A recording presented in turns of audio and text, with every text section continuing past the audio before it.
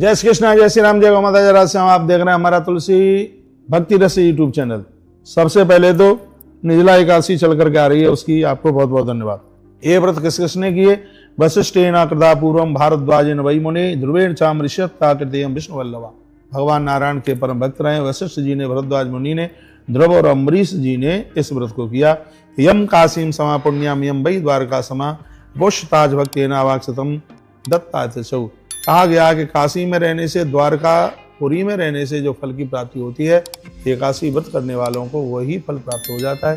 3 दिन में व्रत पूरा होता है, 10वीं सन छोड़ दिया जाता है। एकादशी को एक ही बार फलाहार लेते हैं और द्वादशी को भी एक ही बार भोजन लेते हैं। अब बात चल रही है निर्जला एकादशी की। निर्जला एकादशी के दिन क्या जल पी सकते हैं क्या नहीं? मैं आपको कहना चाहूँगा, निर्जला एकादशी के दिन जल पीने से किसी भी प्रकार के पुण्य की कटौती नहीं होती। बहुत ध्यान से सुन लीजिए, किसी भी प्रकार से व्रत खंडित नहीं होता। तो फिर आप कहेंगे तो फिर पानी फिर पीते क्यों, कि पानी फिर क्यों छोड़ते हैं, आपका एक प्रश्न हो सकता है। तो स्वयं धर्मराज युधिष्ठिर के अनुज भीम ने कहा था, उन्होंने पितामह भीष्म को भी ये बात बोली और कृष्ण को भी बोली कि मेरे पेट में अग्नि कुंड है, मैं तो भूखा रह नहीं सकता। ऐसा कोई उपाय बता दीजिएगा कि एक एकादशी करने से सब कुछ प्राप्त हो जाए।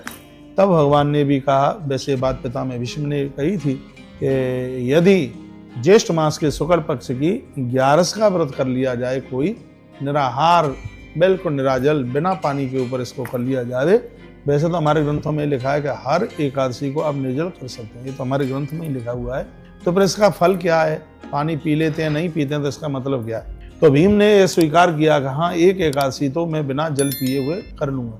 तो भीम ने बिना पानी पिए एकादशी का व्रत किया, इसलिए इसको भीमसेनी एकादशी के नाम से भी जाना जाता है। अब पानी पिए कि नहीं पिए, बात इसमें मुख्य पॉइंट पर चल करके आ जाइए।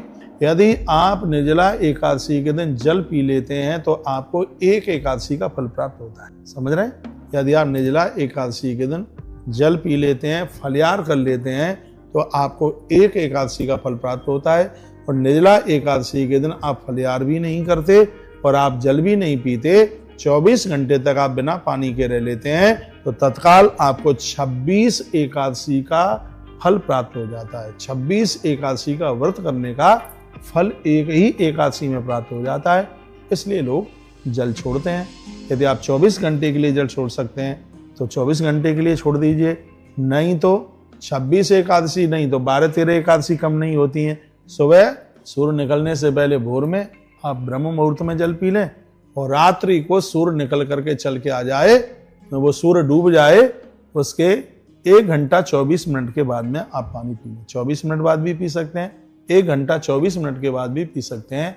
तो निर्जला का 50% का मतलब भी 12-13 एकादशी के बराबर हो गया। तो ऐसा आप कर सकते हैं।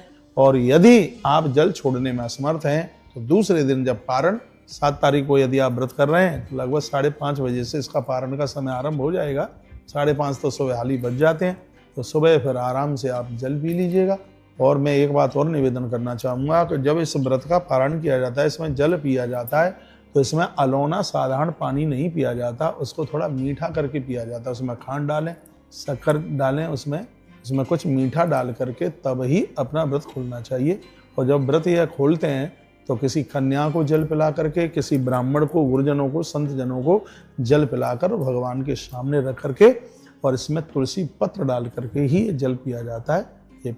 ये पानी जो आप, चाहे आप पहले दिन खोल रहे हैं तो भी ऐसा कीजिए, किसी ब्राह्मण वगैरह को पानी पिला करके भगवान को समर्पित करते हुए थोड़ा सा उसमें तुलसी पत्र डाल करके फिर यह पानी पीजिए। जितना आपने व्रत किया, आप 12 घंटे का निर्जल रह रहे हैं, शाम को आप सूर्यास्त के 1 घंटा 24 मिनट के बाद में आप पानी पी रहे हैं, तो आप इस तरीके से आप पानी पी सकते हैं। पारण तो इसका दूसरे ही दिन होगा, तो फिर ऐसा भी आप कर सकते हैं। यदि आप फलाहार ले लेते हैं, आप जल पी लेते हैं, तो आपको एक एकादशी करने का फल मिलता है। और यदि आपने 24 घंटे निर्जल आप रह लिए हैं तो सीधे 26 एकादशी करने का फल प्राप्त हो जाता है। इसमें कोई संशय वाली बात नहीं है।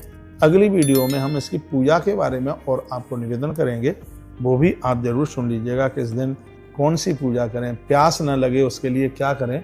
सब बातें मैं अगली वीडियो में आपको निवेदन करने वाला हूँ। बहुत बहुत धन्यवाद। ऐसे ही हमारे साथ जुड़े रहिए और एक नई अपडेट प्राप्त करते रहिए। हरे कृष्णा।